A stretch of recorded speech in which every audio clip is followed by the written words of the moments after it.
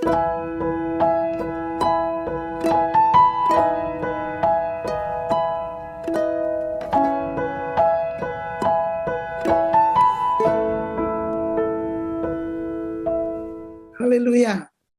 Mari kita berdoa bersama-sama.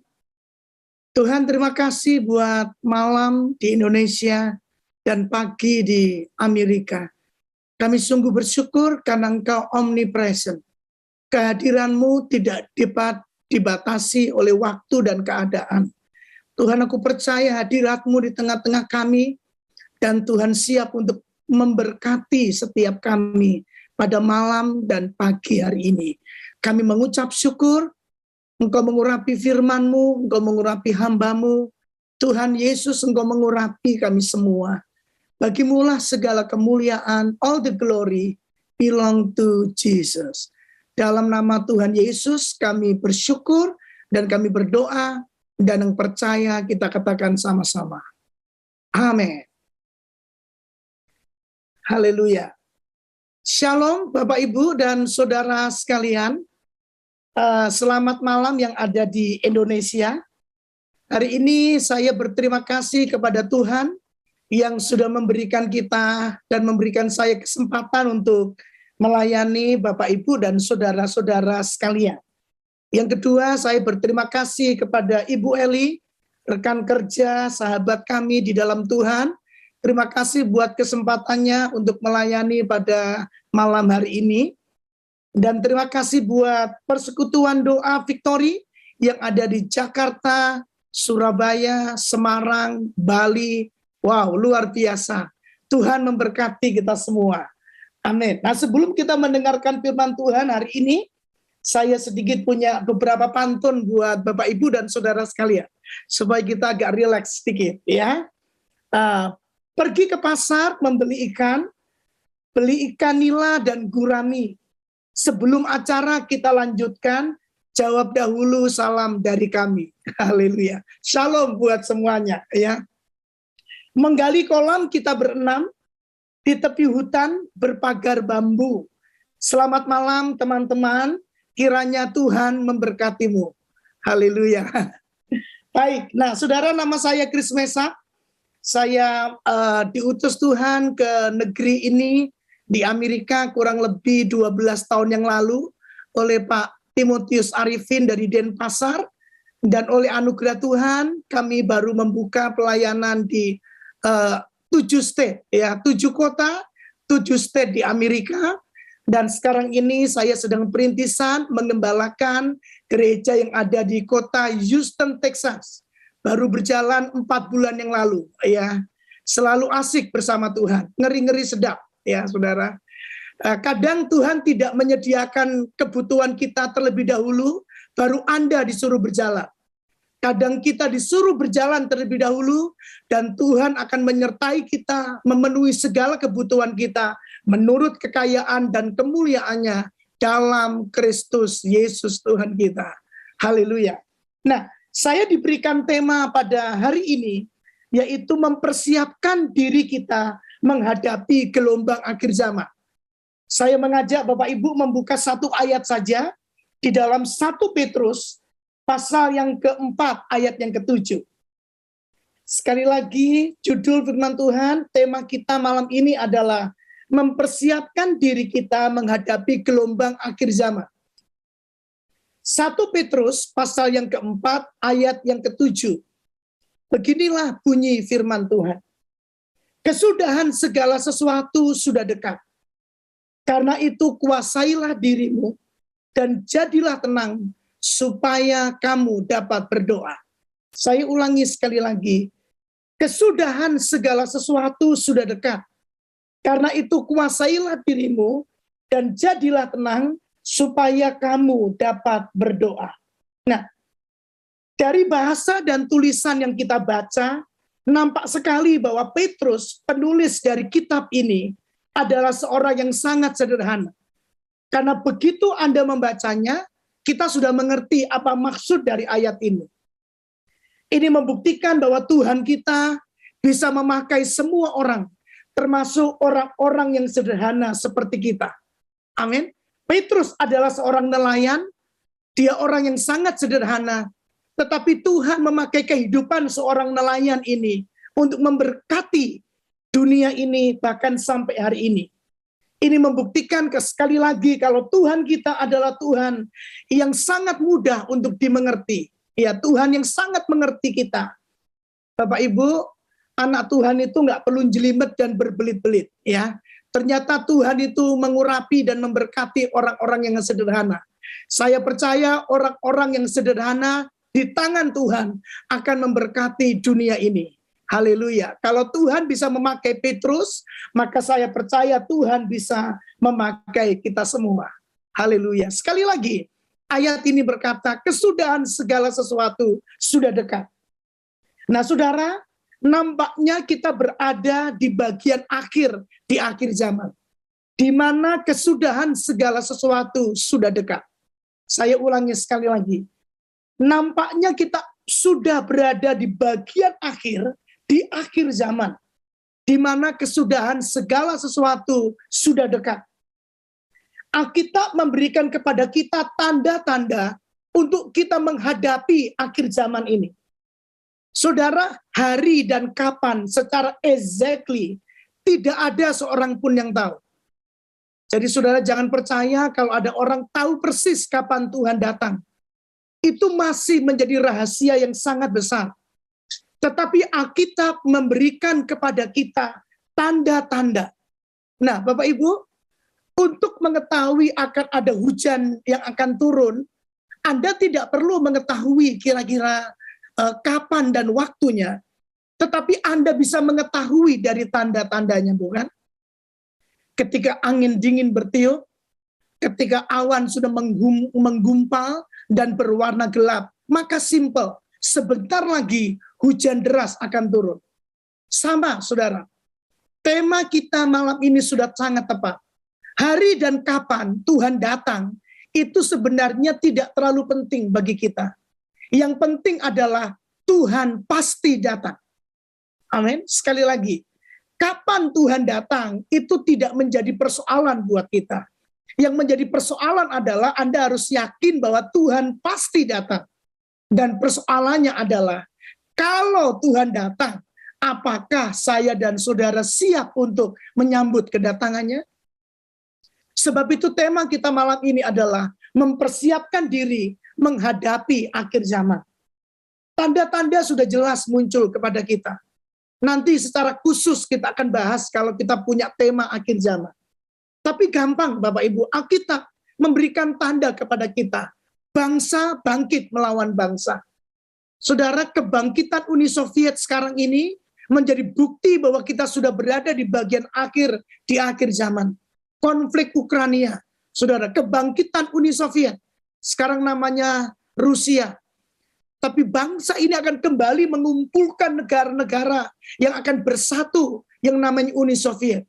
Dan konfliknya dengan Amerika bukan hal yang main-main. Kemudian mata uang Eropa bersatu.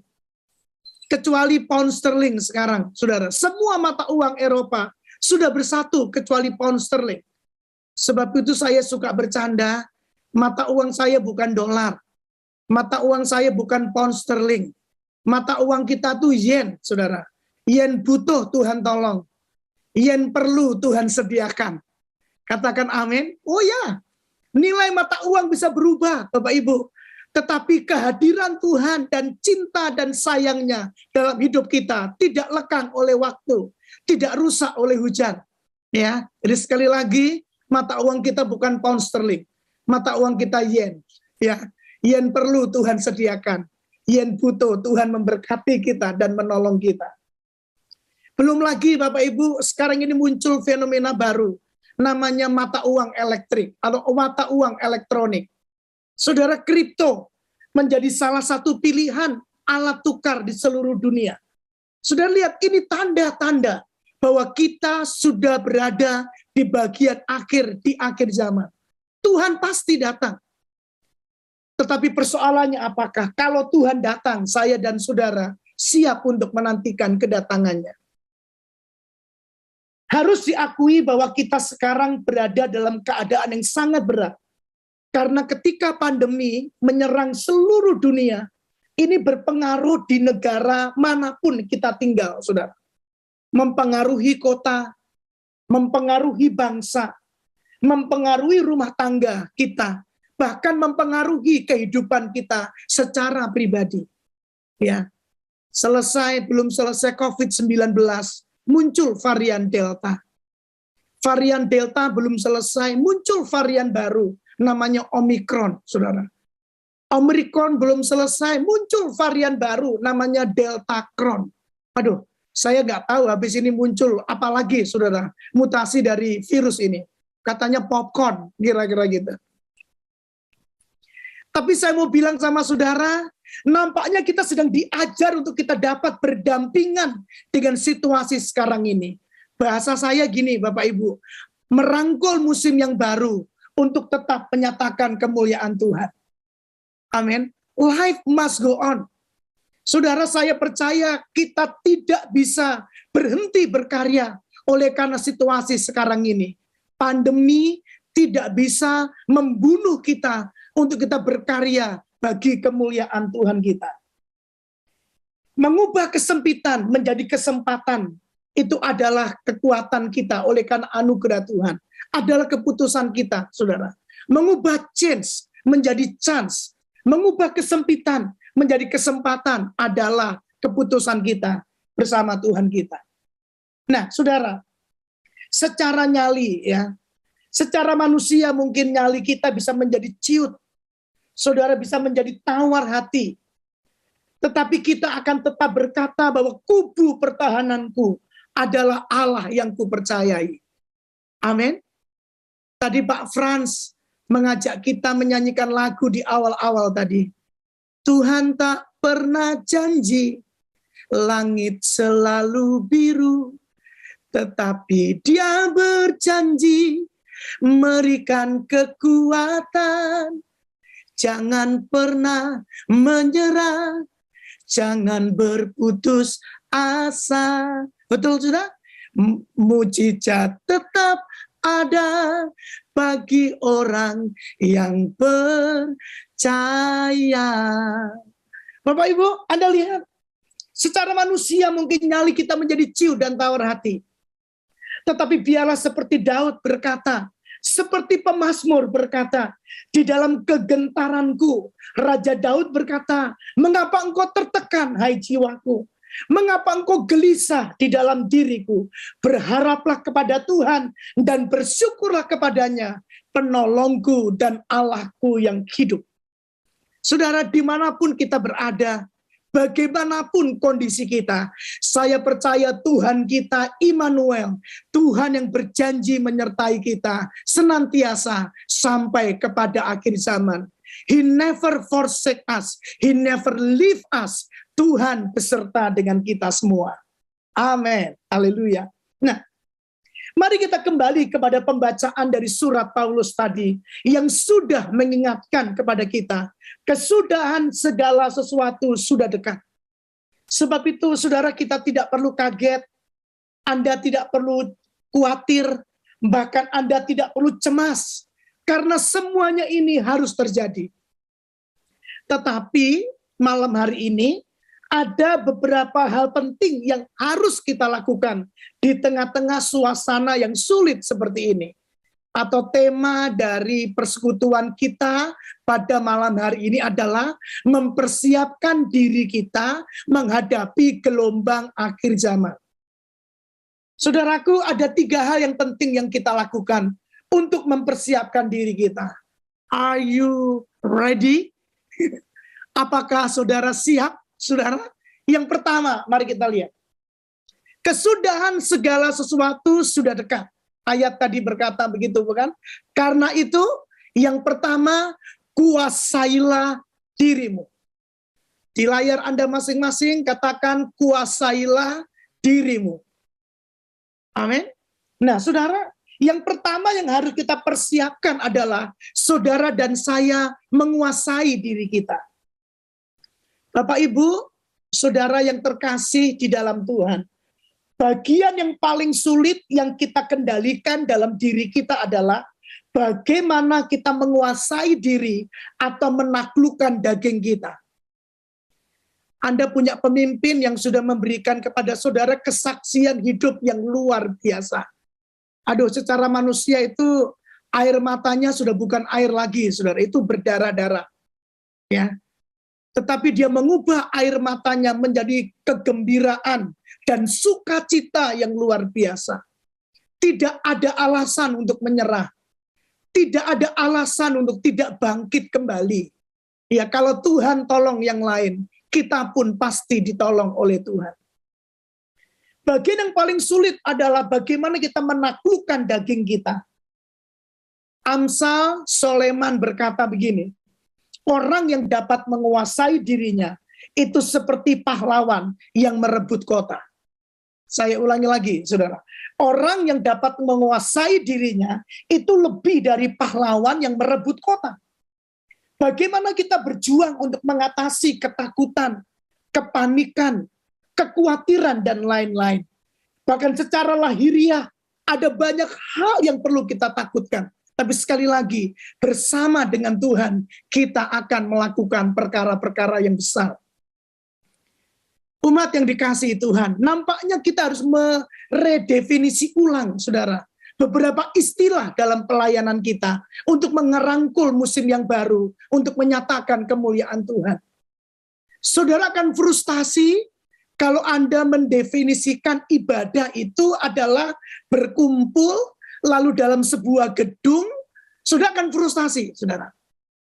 Sekarang definisi ibadah bukan hanya sekedar berkumpul dalam gedung gereja. Saudara, gereja ibadah tidak pernah tutup. Karena Tuhan hadir di mana-mana. Saudara, Tuhan tidak cuma hadir di panggung. Tuhan cuma tidak hadir di gedung gereja. Tetapi Tuhan hadir di rumah-rumah. Dimanapun Anda berada. Terlebih Tuhan hadir di hati saudara masing-masing.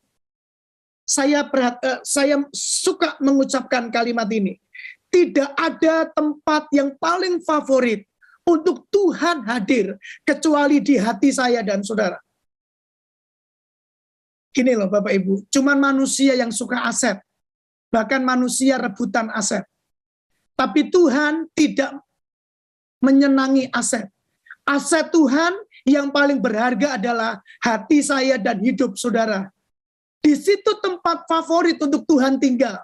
He dwell in us. Dia bukan cuma numpang, dia tinggal di hati kita. Amin. Gedung gereja bisa tutup. Hadirat Tuhan, ibadah tidak bisa tutup. Nah, saudara, sebab itu bagaimana kita bisa menguasai diri kita, mengatasi ketakutan dan kepanikan. Everything gonna be alright. Tuhan Immanuel menyertai kita. Ada satu ayat yang penting akan saya jelaskan kepada saudara. Amsal 25 ayat 28. Perhatikan ini baik-baik. Amsal 25 ayat 28. Orang yang tidak dapat mengendalikan diri adalah seperti kota yang roboh temboknya. Tadi saya berkata, saudara, menguasai diri itu hal yang paling penting dan paling sulit. Adalah menaklukkan daging kita. Nah, Bapak Ibu, tembok atau pintu gerbang kota zaman dahulu itu adalah lambang kekuatan dan kebanggaan sebuah kota. Semakin kokoh tembok kota dibangun, akan semakin sulit untuk kota itu diruntuhkan. Tidak seperti zaman sekarang ya, kalau Anda dari Surabaya menuju ke kota kelahiran saya misalnya, dulu 3,5 jam dari Surabaya menuju kota Nganjuk. Sekarang ada tolnya Pak Jokowi, 45 menit sudah sampai di kota Nganjuk ya. Itu gampang Bapak Ibu. Anda tinggal naik tol lalu exit Caruban, exit Mojokerto, exit Solo misalnya. Tapi zaman dulu bukan Bapak Ibu. Tembok kota merupakan simbol kebanggaan. Semakin kokoh kota itu dibangun, akan semakin sulit untuk kota itu diruntuhkan atau ditaklukkan. Tembok itu dibangun di sekeliling kota. Tidak ada akses masuk, saudara, dalam sebuah kota, kecuali melalui pintu gerbang. Nah, kota yang runtuh temboknya, itu berbicara bahwa kita akan kehilangan semuanya. Kalau Anda tidak bisa menguasai diri Anda. Anda akan kehilangan teman, Anda akan kehilangan berkat, Bahkan kita akan kehilangan sukacita dan kehilangan nyawa kita sekalipun kalau kita hidup dalam kekhawatiran dan ketakutan. Sebab itu ingat baik-baik, yang pertama, kuasailah dirimu. Amin. Jadi sekali lagi saudara, mari kita menaklukkan daging kita taklukkan rasa khawatir kita. Gini loh Bapak Ibu, waspada itu harus, ya, tetapi paranoid itu tidak boleh. Saudara, hidup berhati-hati itu harus. Jadi kalau Anda sudah pakai masker, ya nanti di ibadah onsite Anda di Bali, Anda pakai masker, Anda sudah cuci tangan 20 menit, ya, 20 detik maksud saya, minimal 20 detik Anda cuci tangan. Lalu ketika Anda sudah melakukan semuanya itu, ada bagian yang paling penting adalah Anda berdoa dan menguasai diri Anda. Kalau ada orang benar jatuh, tidak sampai tergeletak. Tangan Tuhan menopang dan menguatkan kita. Amin. Yang pertama, kuasailah dirimu. Kemudian yang kedua, saudara, hari ini kita belajar sederhana banget dari tulisan seorang nelayan yang bernama Petrus. Yang pertama, kuasailah dirimu. Kesudahan segala sesuatu sudah dekat, karena itu satu, kuasailah dirimu. Apa yang kedua Bapak Ibu? Untuk kita bisa mempersiapkan diri kita untuk menghadapi gelombang akhir zaman. Yang kedua adalah jadilah tenang. Amin. Katakan bersama-sama dengan saya, tenang. Amin, saudara. Nah, kepanikan akan membuat tenaga kita menjadi kecil. Tetapi ketenangan akan membuat kita memiliki kekuatan yang besar. Saya ulangi lagi, saudara. Kepanikan akan membuat tenaga kita menjadi kecil. Tetapi ketenangan akan membuat kita memiliki kekuatan yang besar. Ingat, Yesaya 30 ayat 15 berkata begini, hanya dengan tinggal tenang, disitulah letak kekuatanmu. Saudara, hanya dengan tinggal tenang di hadirat Tuhan, maka disitulah letak kekuatan kita. Saudara, ketenangan adalah salah satu gaya hidup orang percaya. Hanya orang khawatir yang tidak bisa tenang, Bapak Ibu. Saya ulangi sekali lagi, ketenangan adalah salah satu ciri hidup orang percaya. Kemudian muncul pertanyaan berikutnya, Pak Kris atau Pastor Kris atau Ibu Eli, di manakah letak ketenangan itu? Nah saudara, ketenangan itu tidak kita dapatkan di panggung gereja. Ketenangan itu bukan di gedung gereja. Ketenangan itu bukan di sound system yang bagus. Tadi Pak Frans memimpin kita memuji Tuhan, suaranya bagus banget. Ya.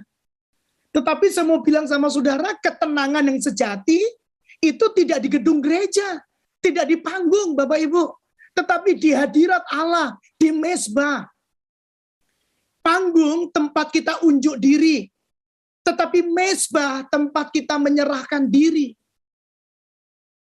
Saudara, ketenangan yang sejati itu kita dapatkan ketika kita di hadirat Tuhan. Tadi lagu yang dinyanyikan oleh Pak Frans adalah setiap hari kita membutuhkan hadiratnya. Kita membutuhkan mujizatnya. Bahkan kita merasakan dan menikmati mujizat dan kasih Tuhan. Saudara, ada 3 F respon untuk menghadapi pandemi ini. Dengar ini baik-baik Bapak Ibu. Ini respon orang-orang menghadapi pandemi. F yang pertama namanya adalah saudara itu freeze. Orang yang dingin, ya. Saudara, orang yang stay home. Stay home itu bagus Bapak Ibu. Tapi kalau doing nothing is not right. Ya. F yang kedua adalah fly. Orang-orang yang melarikan diri, cara meresponi, lari sejauh-jauhnya. Saya tanya saudara, mau lari kemana saudara? Dari Sabang sampai Merauke, mau lari ke Amerika, ke Eropa, kemana kita dapat lari? Pandemi melanda seluruh dunia. Yang pertama freeze, Anda akan cuek.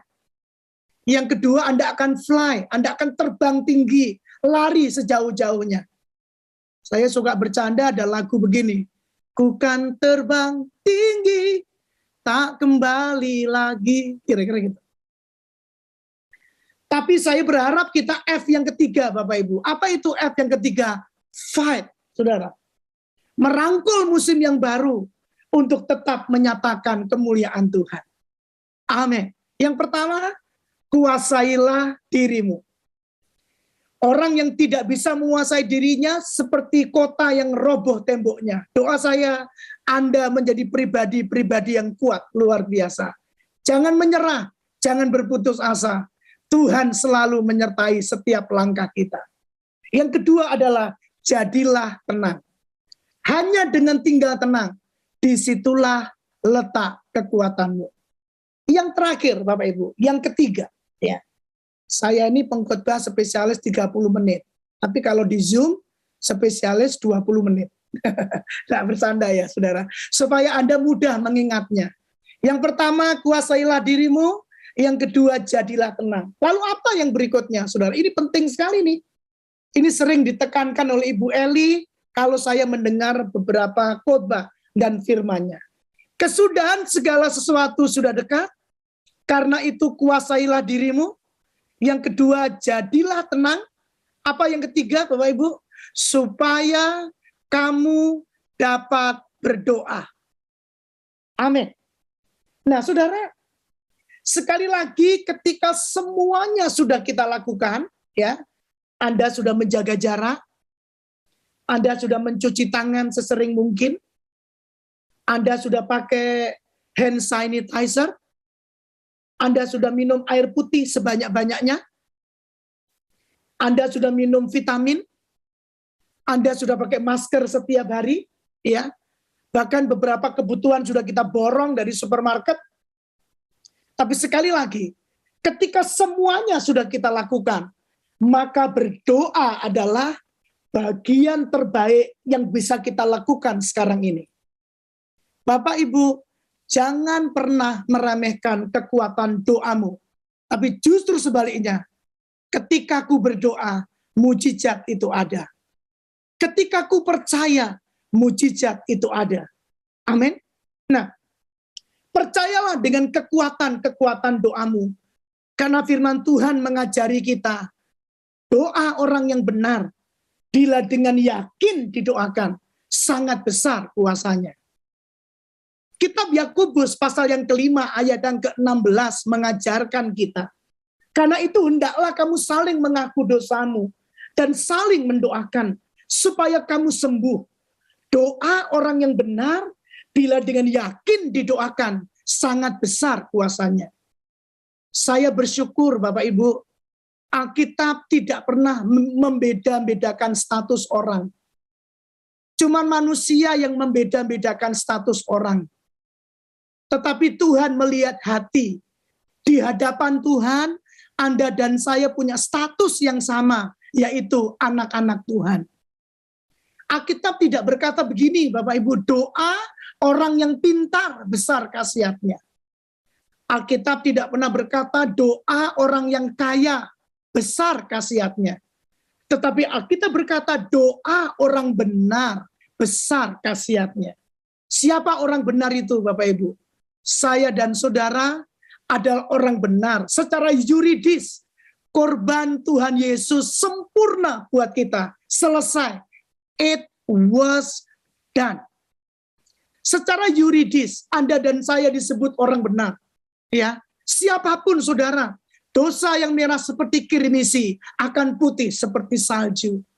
Dosa yang merah seperti kain kesumba akan putih seperti bulu domba. Setetes darah Yesus sanggup menyucikan berjuta-juta dosa kita. Secara yuridis, secara hukum, Anda disebut orang benar. Yang kedua, ini penting sekali. Secara progresif, Anda disebut orang benar karena Roh Kudus akan memimpin kita hidup dalam kebenaran. Saudaraku, kita dipanggil bukan untuk menyenangkan manusia. Saudara dipanggil untuk menyenangkan Tuhan. Ada lagu yang berkata, menyenangkanmu senangkanmu. Hanya itu kerinduanku, menyenangkanmu, senangkan hatimu. Hanya itu kerinduanku. Tugas saya dan saudara sebagai hamba Tuhan adalah menyenangkan hati Tuhan. Berdoa adalah ekspresi kalau kita membutuhkan pertolongan, perlindungan, penjagaan Tuhan terhadap situasi yang sulit seperti yang sedang kita hadapi sekarang ini. Siapa yang butuh perlindungan Tuhan, angkat tangan saudara. Siapa yang butuh penjagaan Tuhan, mujizat Tuhan, angkat tangan saudara. Wah, saya angkat tangan dua-duanya Bapak Ibu. Ketika ku berdoa, mujizat itu nyata. Ketika ku percaya, mujizat itu nyata. Saya percaya dengan berdoa, kuasa Allah akan dinyatakan kepada kita semua. Sekali lagi, kesudahan segala sesuatu sudah dekat. Karena itu kuasailah dirimu yang pertama. Yang kedua, jadilah tenang. Dan yang ketiga, supaya kamu dapat berdoa. Berbahagialah setiap orang yang mendengar firman Tuhan dan yang melakukannya dalam kehidupannya sehari-hari. Amin. Tuhan Yesus memberkati kita dari kota Houston, Texas. Saya melepaskan berkat atas Bapak, Ibu, dan saudara sekalian. Shalom, shalom, shalom. Amin. Saya kembalikan kepada Pak Frans atau Ibu Eli. Terima kasih banyak. Di sini jam 6.30 pagi. Masih gelap di luar. Tetapi kita masih tetap bersukacita dalam hadiratnya. Haleluya.